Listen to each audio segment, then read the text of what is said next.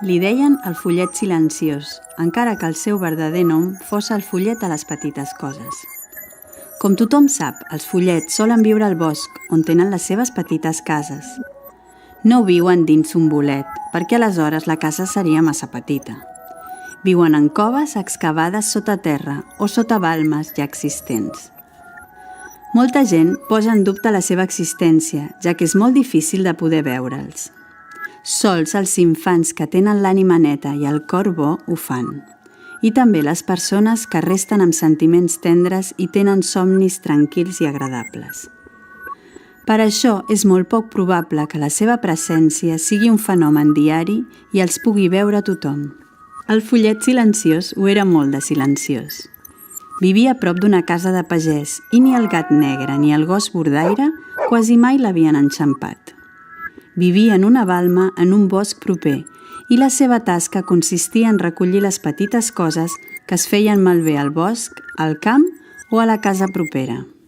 També la seva tasca consistia en que cap pollet es perdés o es barriés de la seva mare lloca i fer fora la guineu quan venia amb ganes de saltar els conills. Posar les teules bé, que la tramuntana desfeia de la teulada, en fi, petites coses. Ell, a canvi, li agradava menjar un ou, collir maduixes de l'hort o recollir pomes per passar l'hivern, ja que les amagatzemava dins la seva balma molt ben ordenades en un armari fet per ell mateix. Coses que també s'haurien malaguanyat per terra. A la masia tothom sap que els follets viuen molts i molts anys a diferència dels humans. Pocs dels habitants de la casa l'havien vist. Només la petita Nadala, anomenada així perquè va venir al món el dia de Nadal, quan la neu cobria la teulada de la casa com el bosc proper. Un dia el va veure collir cireres del cirerer proper a la font. No ho va dir a ningú. Es va sorprendre molt i va guardar el seu secret. Cada dia sortia quasi de puntetes de casa seva i fitava pels voltants mirant de retrobar l'homenet de la petita caputxa verda, que tant li havia agradat.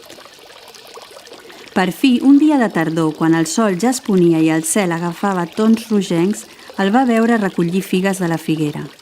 I va córrer tan ràpid que el follet no va tenir temps d'amagar-se i el va agafar amb un petit cistellet ple de figues del terra.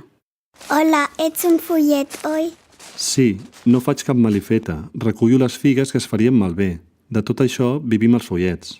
No ho penso pas. Et vaig veure un dia i quasi pensava que eres un somni. Fins avui que t'he tornat a veure. A casa sols la mare creuen la vostra existència. I ni a ella l'he explicat res de res. El follet va somriure i per un moment es va treure la caputxa i sota d'ella hi tenia uns cabells vermells com el foc. Ets una bona nena. Si tu vols, podem ser amics. Jo vaig ser qui va trobar la teva nina i te la vaig tornar. Jo sóc l'encarregat de les petites coses. Més no ho diguis a ningú, perquè em veuria obligat a fugir i aquí hi porto molts anys. La Nadala li va donar la mà. Fet, no ho diré pas, et farien mal. Inclús potser t'empresonarien i sortiries a tot arreu com una raresa. La Nadala era una nena entenimentada i amb bon cor. Si tu vols, quan tots dormin, pots venir a explicar-me històries que de segur en deus saber moltes. Sí, i tant que en sé. I després de tant de temps podré parlar amb algú. Serà el nostre secret. I així va ser com el follet i la nena es van fer amics. La nena li guardava fruites i menjar, com també llaminadures que li encantaven, i ell a canvi li explicava històries fabuloses, algunes certes i altres inventades. I ell, a canvi, podia fer la seva tasca tranquil com havia fet sempre. De gran, la Nadala encara de tant en tant veia el follet quan tornava a casa seva per vacances. La Nadala era una persona bona de sentiments nobles, per això encara podia veure el follet.